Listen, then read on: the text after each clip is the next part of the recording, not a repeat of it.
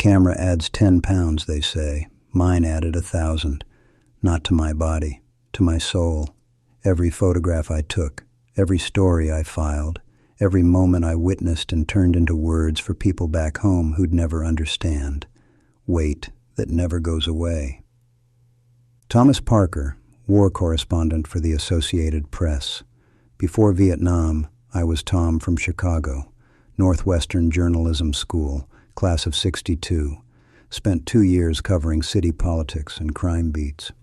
Thought I was tough. Thought I'd seen everything. Thought I knew what violence looked like. I didn't know anything. I wanted to be a war correspondent. That was the dream. Follow in the footsteps of Ernie Pyle, Martha Gellhorn, all the greats who'd covered World War II. Tell the real story. Show people what war actually meant. Be there at the important moments of history. The AP sent me to Vietnam in September 1965. First wave of American combat troops was arriving. The war was escalating. They needed experienced correspondents who could handle the pressure, could handle the violence, could tell the story. I thought I was ready. They gave me credentials. A Nikon camera, a portable typewriter, a flak jacket that wouldn't stop much, and instructions, embed with units. Get the story, send dispatches, don't get killed. That last part was optional, apparently. October 1965. I attached myself to the 1st Cavalry Division, the Air Cavalry, helicopter warfare. New doctrine, mobile, fast, deadly. They were operating in the Central Highlands, around the Ia Drang Valley. Intelligence said North Vietnamese forces were in the area. The Cavs' job was to find them, fix them, destroy them. My job was to watch, to document, to turn their war into stories people would read over breakfast. I met Captain Richard Hayes my first day at Landing Zone X-Ray. Bravo Company, 1st Battalion, 7th Cavalry. Same unit that Custer commanded at Little Bighorn. The men joked about that. Dark humor. But you could tell they thought about it. Thought about following Custer's path. "You ever been in combat?" Hayes asked me. "No, sir." "Then stay behind me. Do what I do.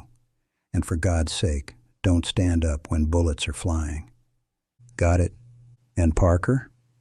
Don't write anything that gets my men killed. You understand? No troop positions, no unit strength, no tactical information." "I understand." He nodded. Didn't trust me yet. I got that. I was an outsider, an observer, someone who'd watch them fight and die and then turn it into copy for readers who didn't care. Who couldn't care because they weren't here, but I'd earn their trust, or try to. That's what correspondents did. November 14th, 1965. They briefed us at 0600 hours. Intelligence had located a major North Vietnamese force in the Ia Drang Valley, 2,000 troops, maybe more. The 1st Cavalry would conduct an air assault, land companies by helicopter, establish a perimeter, search and destroy. I loaded onto a Huey with Bravo Company, 16 men packed into that bird. Their faces were young, too young, 19, 20. Kids who should have been in college, who should have been worrying about finals and girls and football games. Instead, they were checking magazines, testing equipment, getting ready to jump into a hot LZ. The door gunner, Specialist Morrison from Tennessee, saw me with my camera. "You gonna take our picture when we die?" he asked.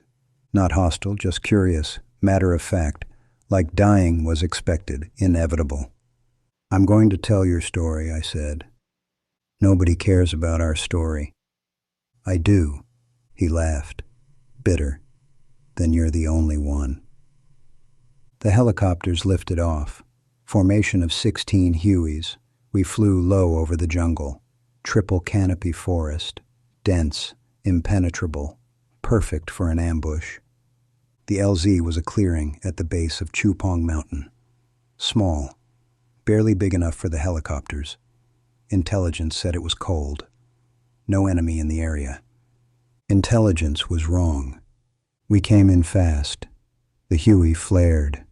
hovered 3 feet off the ground. The men jumped out. I followed, hit the ground, ran for the tree line. That's when the firing started. Automatic weapons, RPGs, mortars. The North Vietnamese were there, in force, in prepared positions, waiting for us. The Huey I'd been on took hits, lurched. The door gunner, Morrison, was firing his M60, tracers streaming into the jungle. Then he jerked, went limp, fell forward over his gun, hit. Dead. Just like he'd predicted. The helicopter pulled out trailing smoke, left us on the ground, in the open, taking fire from 3 sides. "Get to cover," Captain Hayes screamed. We ran, dove behind fallen trees, into shell craters, anywhere that offered protection. The firing was continuous, overwhelming, and more helicopters were coming in, landing more men, taking fire, taking casualties. I pressed myself flat, tried to get my camera up, tried to document this. That's my job. That's why I'm here. But my hands were shaking. My whole body was shaking. This wasn't like the stories, wasn't like the movies. This was chaos, noise, terror, men dying all around me. And I was just watching, just an observer, just someone with a camera and a notepad trying to turn hell into a story. The fighting lasted 3 days, 3 days of continuous contact, wave after wave of North Vietnamese infantry attacking our perimeter. We held, barely, called in artillery, called in airstrikes, called in everything we had. I stayed with Bravo Company, moved where they moved, fought when I had to. Correspondent credentials didn't stop bullets, and the North Vietnamese didn't care that I was a civilian. I fired my rifle, killed men, watched men die, and I documented it. Took photographs, wrote notes, captured the moments between the terror. November 15th, the North Vietnamese launched a major assault. Hundreds of them, maybe thousands, coming out of the jungle, overrunning positions, hand-to-hand fighting in some sectors. I was with Captain Hayes in his command post, a shallow trench, sandbags, a radio operator calling for support. "Broken arrow," the radio operator said. "Broken arrow." The code for American position overrun. Every available aircraft in Vietnam would respond. Everything. Right now. Hayes looked at me. "You need to understand something, Parker. We might not make it out of this. If that happens, if we're overrun, you need to destroy your notes. Destroy your film. Don't let them capture any intelligence." Understood. "And Parker? If I die, tell my wife I was thinking about her. Tell my kids their dad loved them." "You tell them yourself." He smiled. Sad. "Yeah, maybe." The assault hit our sector at 1400 hours. North Vietnamese infantry charging across open ground. We cut them down. Machine guns, rifles, artillery dropping danger close. They kept coming, kept dying, kept coming. A soldier next to me, Private Lee from California, took a round in the head. Just gone. 1 second he was firing. Next second, he was dead. I kept taking pictures, kept writing, kept documenting. Because that's what I was there for. That's the job. Tell the story. Show people what this costs, what we're spending, what these boys are paying with their lives. Captain Hayes was hit on the 2nd day. Shrapnel from a mortar, tore up his leg. Medic got to him, patched him up. He kept commanding, kept fighting, refused evacuation until the fight was over. "Can't leave my men," he said. I wrote that down. Captain refuses evacuation despite wounds, continues to command. People would read that and think it was noble. Heroic. It was. But it was also just Hayes doing what he had to. What they all had to. No choice, no alternative, just duty. November 17th, the North Vietnamese pulled back, melted into the jungle, left behind hundreds of dead. We'd held, survived, at a cost. Bravo Company had started with 120 men. We ended with 73, 47 casualties, dead and wounded, almost 40%. The survivors looked hollow, empty, like something essential had been burned out of them in those 3 days. I looked at them through my viewfinder, took their pictures. Young faces made old, eyes that had seen too much. These were the images people needed to see, the reality of war, not glory, not heroism, just exhaustion, trauma, survival. I flew back to Saigon on a medevac helicopter, rode with the wounded, with the dead, with pieces of men in body bags, wrote my dispatches at the AP Bureau, developed my film, sent everything to New York. The story ran on the front page. Bloody battle in Ia Drang Valley. American forces hold against major North Vietnamese assault. My photographs ran with it. Dead soldiers, wounded being evacuated. Captain Hayes commanding with his leg bandaged. The haunted faces of survivors. The editors loved it. Powerful stuff, Tom. This is exactly what we need. Keep it coming. Keep it coming. Like it was content. Product. Like I hadn't watched men die to produce it. Like Morrison the door gunner wasn't dead. Like Private Lee wasn't missing half his head. Like any of it was just material for stories. I drank that night, sat in a bar in Saigon and got drunk with other correspondents. Talked about the battle, about what we'd seen, about the stories we were filing. One photographer, Johnson, worked for UPI. He'd been at Ia Drang, too. Different company, same hell. You get the shot of that medic, he asked. The one working on the wounded while taking fire. Yeah. That'll win awards. Pulitzer material. Awards. For photographing someone's worst moment. For turning their trauma into art. For making their suffering palatable for breakfast table consumption. I went back to the field 2 weeks later. Back to the 1st Cavalry. Back to Bravo Company. They were operating near Bong Son. New area. Same mission. Search and destroy. Captain Hayes was back. Leg still healing, but he wouldn't stay behind. His men were out here. He had to be with them. Parker, he said when he saw me. You came back. Said I would. Most correspondents do one embeds and call it quits. Write their stories from the safety of Saigon. I'm not most correspondents. No, he agreed. You're not. I stayed with them for 3 months, through Operation Cedar Falls and Junction City, through ambushes and firefights and the daily grind of humping through the jungle looking for an enemy that attacked when they wanted and disappeared when they didn't. I documented all of it. Sent dispatch after dispatch. Photograph after photograph. Told the story of the war as honestly as I could. But I started noticing something. The stories I wrote, the ones that got printed, they weren't the ones that showed the reality. The editors wanted action, wanted drama, wanted stories about American firepower and enemy casualties and progress in the war. The stories about the cost, about the young men breaking under the strain, about the questionable orders, about the villages burned because maybe they supported the Viet Cong. Those got buried, got edited down, got killed. Too negative, the editors said, too defeatist. We need balanced coverage. Balanced. Like there was a balance to watching 19-year-olds die in rice paddies, like you could balance that with anything. March 1966. We walked into an ambush near An Khe, Bravo Company, on a routine patrol. The North Vietnamese hit us from prepared positions, coordinated fire, professional, deadly. I was in the middle of the column, shooting photographs.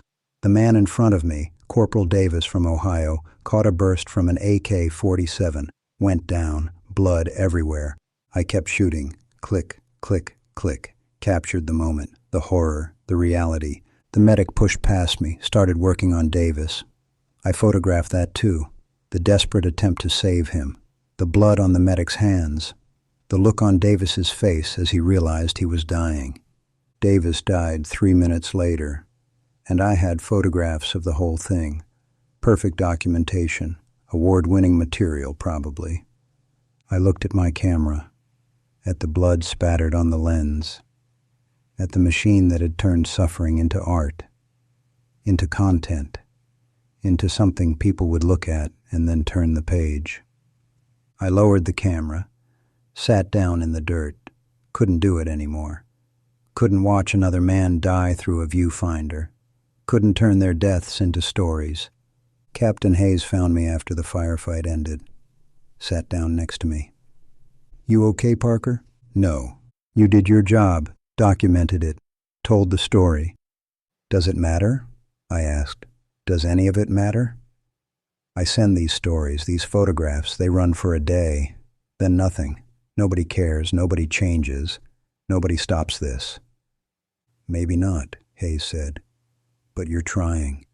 You're showing people what this costs. That matters." "Does it?"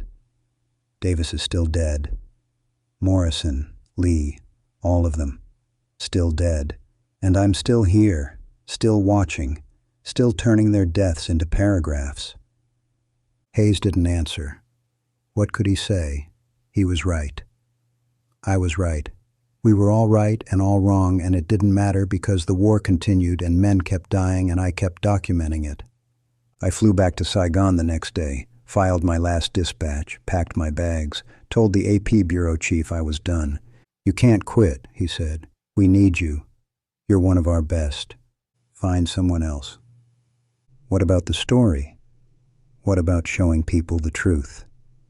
"The truth," I said, "is that nobody wants to hear it. They want action and drama and American firepower. They don't want to know what it really costs, what it really means. So let someone else give them what they want." I left Vietnam in April 1966. 7 months in country, 7 months of watching men die, 7 months of turning war into content for breakfast tables back home. It's November 1966. I've been back in the States for 7 months, living in Chicago, not working, not writing, not doing much of anything except trying to forget. The photographs I took in Vietnam, they won awards, like Johnson predicted. My Ia Drang series took second place for the Pulitzer. Powerful documentation of American sacrifice, the judges said. Sacrifice, like it was noble, like it was chosen, like those boys wanted to die in a jungle on the other side of the world for reasons nobody could explain. I didn't attend the ceremony. Couldn't stand up and accept congratulations for photographing men's worst moments, for profiting from their suffering. The AP wants me back, keeps calling, keeps saying they need experienced correspondents, that the war is escalating, that I have a duty to tell the story. I can't go back, can't put that camera to my eye again and watch through a viewfinder while someone dies. Because that's what I did. I watched, I observed, I documented. While they fought and bled and died, I stood behind them and took notes, took pictures, took their trauma, and turned it into my career. Morrison saw it, that first day in the helicopter. "You gonna take our picture when we die?" Yes, that's exactly what I did.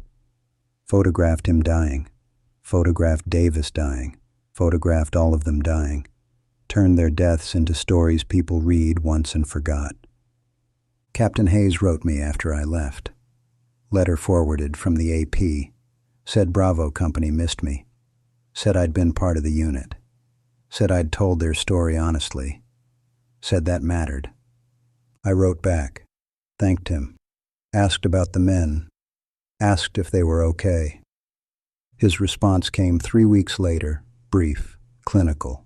"We lost 12 more men since you left. KIA. Another 23 wounded. Rotating home next month. Don't think any of us are okay. Don't think we'll ever be okay. But we did our duty. Hope you can say the same." Can I? Did I do my duty? Or did I just exploit their suffering?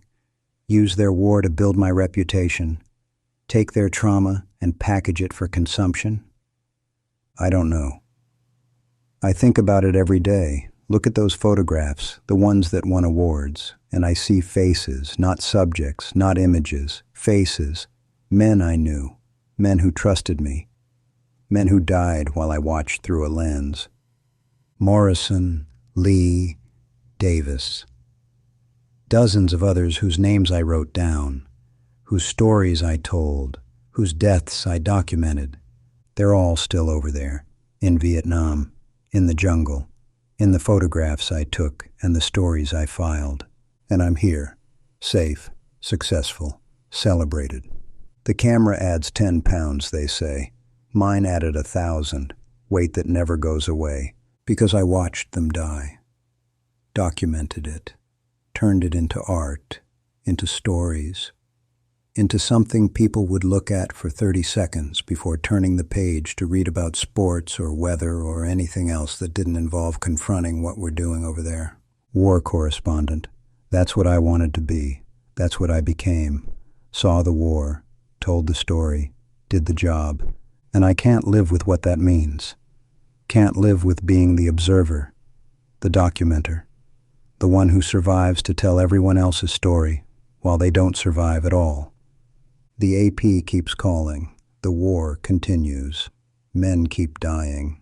Someone needs to document it, tell the story, show people the truth. But not me. Not anymore.